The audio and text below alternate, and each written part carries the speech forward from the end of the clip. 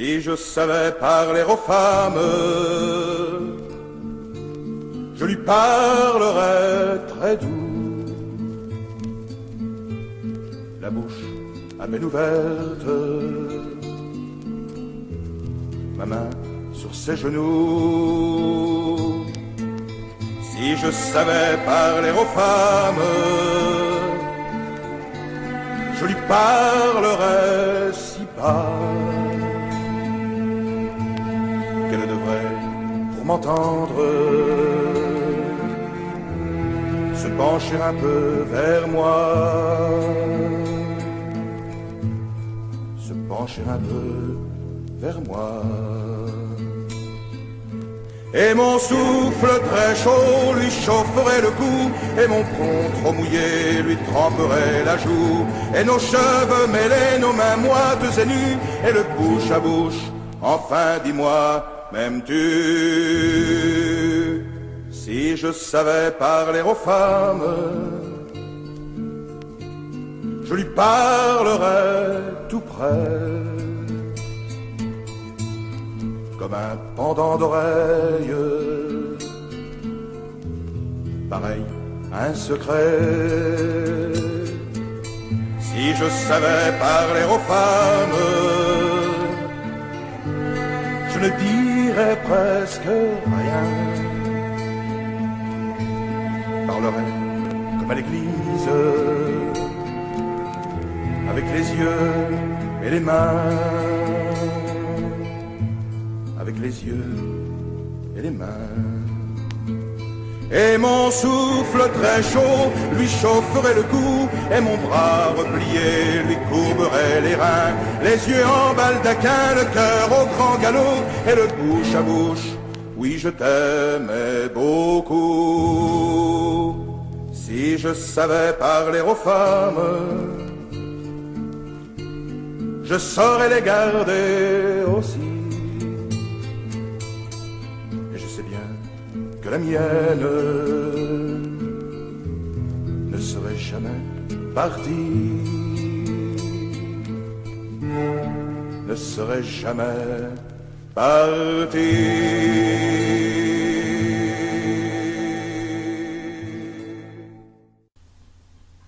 Travailler avec Marcella était à la fois plaisant et éprouvant. En tant que femme, son physique et son calme avait sur moi un effet particulier. Elle avait 7 ans de plus que moi, mais paraissait en fait plus jeune que son âge. Son fort accent de l'Est lui donnait un atout supplémentaire. Mais en revanche, et malgré son calme, elle possédait un caractère fort et déterminé. Avant elle, je n'avais jamais connu d'autres personnes originaires de l'Europe de l'Est. J'avais de vagues souvenirs d'enfance d'avoir entendu mes parents parler de ces peuples comme étant des êtres à la fois travailleurs et possédant des caractères de battants. Ces souvenirs allaient se confirmer au fil des ans. N'ayant pas suivi les mêmes formations professionnelles, il arrivait souvent que nos opinions au sujet des travaux à accomplir allaient à l'opposé les uns des autres. Mais elle était la patronne et je la considérais comme telle. Je respectais donc ses directives et exécutais les travaux, sachant pourtant qu'il eût été préférable de les faire à ma manière. À quelques reprises d'ailleurs, elle fut, malgré elle, obligée de reconnaître que j'avais eu raison et admettait que mon expérience avait sa raison d'être. Mais malgré cela, quelques jours plus tard, elle reprenait d'autres décisions opposées aux miennes et souvent se heurtait à d'autres échecs. Lorsque je ne lui donnais aucun commentaire au sujet des travaux à exécuter, elle était à la fois intriguée et curieuse de savoir ce que j'en pensais. Je me faisais alors un plaisir de lui répondre « Pourquoi tu me poses la question? Tu sais que si je te conseille à planter à gauche, tu vas le faire à droite. Et si je te conseille de planter à droite, tu vas vouloir le faire à gauche. Alors pourquoi me le demander? » C'est vrai, tu as raison, on est rarement d'accord. Elle me donnait un emploi, reconnaissait la qualité de mon travail, alors je prenais mon mal en patience, elle acceptait telle qu'elle était. Ainsi donc, tous les matins, je me rendais chez Marcella, à une heure donnée, et de là, nous nous rendions avec nos véhicules respectifs sur nos lieux de travaux. La plupart des contrats qu'elle avait obtenus, Marcella les avait eus grâce aux membres d'un chœur mixte d'Ottawa, dont elle faisait partie.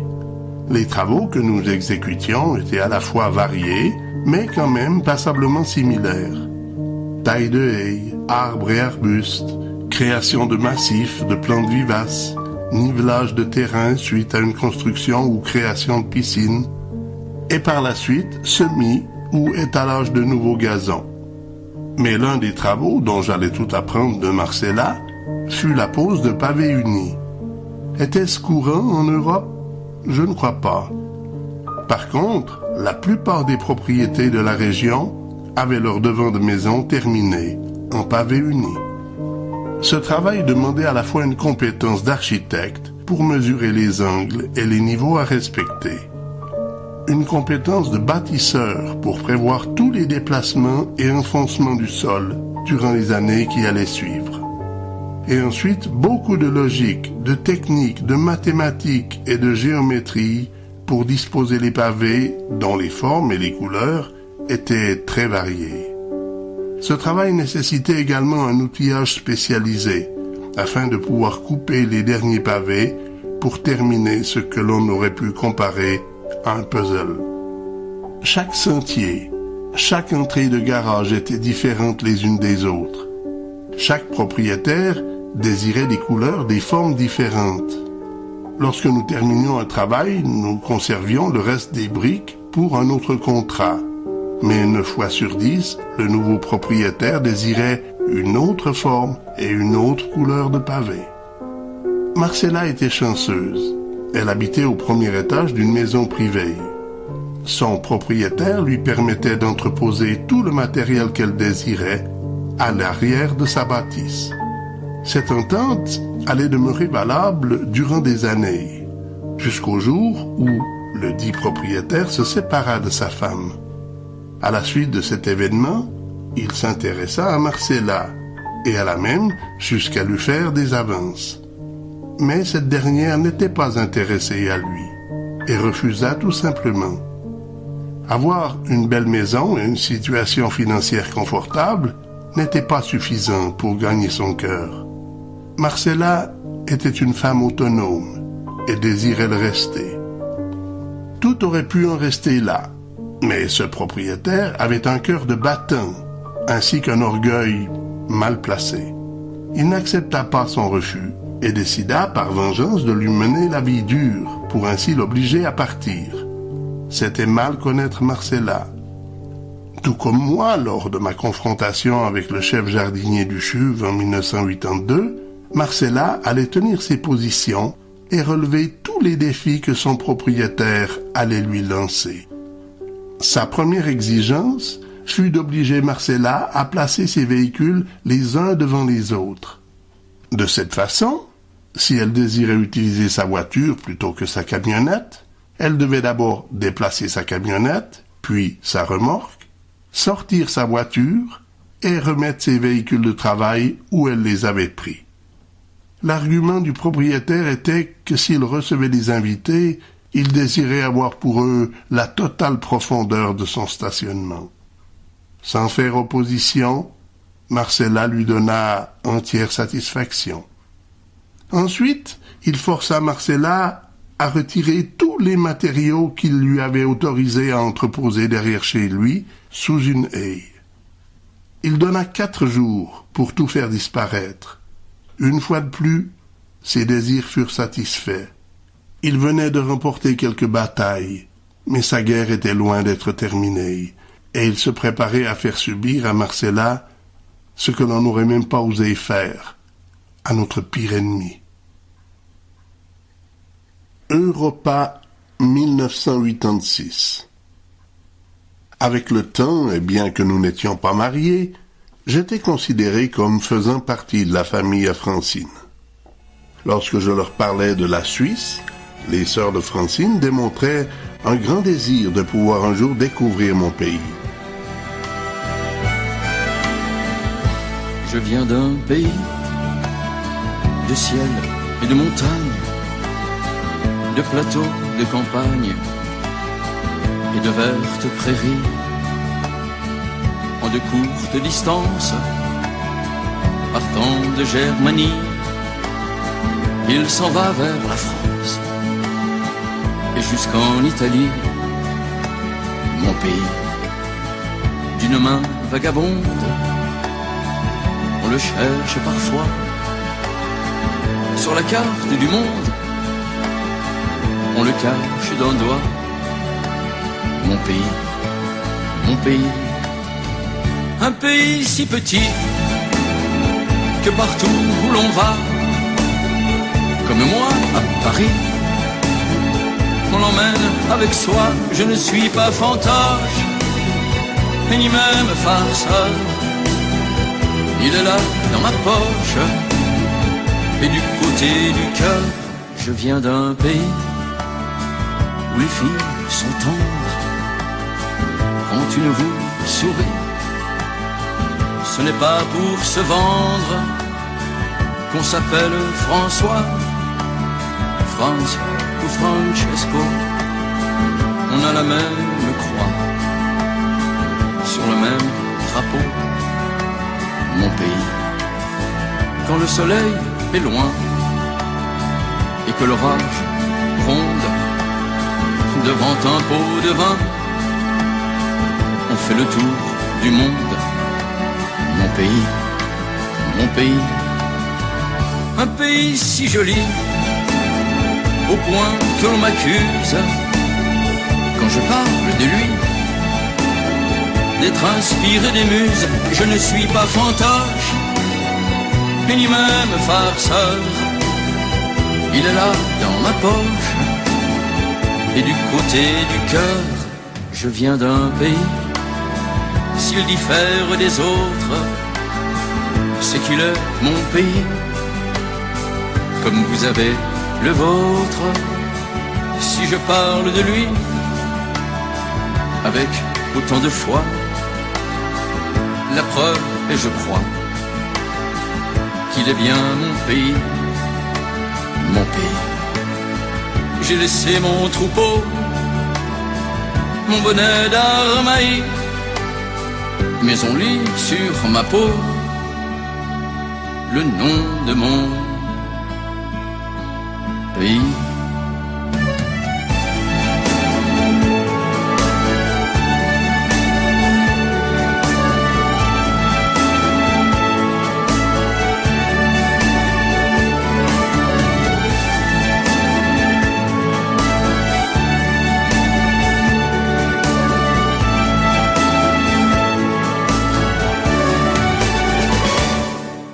En 1985, mes états financiers étaient si bas qu'il n'aurait pas été question pour moi de prendre l'avion pour aller en vacances outre-Atlantique.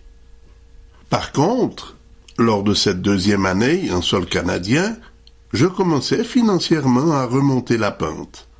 Grâce à mes travaux ainsi qu'à l'apport financier de Francine, nous étions capables de vivre décemment, sans manquer de rien. D'un autre côté, ma prime d'assurance pour la perte de mon odorat continuait à être déposée sur mon compte du Crédit foncier vaudois. Grâce à cela, j'allais pouvoir offrir à Francine son baptême de l'air ainsi que des vacances en Europe. La fin de la grossesse de Marcella était prévue pour la fin du mois de juillet et le début du mois d'août. Durant ces 2 mois, il était évident qu'elle n'allait pas prendre de contrat ou se mettre à travailler. J'avais donc 2 mois durant lesquels je pouvais prévoir des vacances. Après en avoir parlé aux 2 sœurs de Francine, elles décidèrent de gagner la Suisse en compagnie de leurs époux durant la première semaine du mois d'août. Tout comme pour les cousineaux, j'avais prévu leur faire voir un maximum d'endroits durant leurs vacances. Cependant, la chose qui pour moi restait la plus importante était de passer au moins 1 semaine en compagnie de mes parents. Pour cette raison, Francine et moi allions précéder ma belle famille d'1 semaine.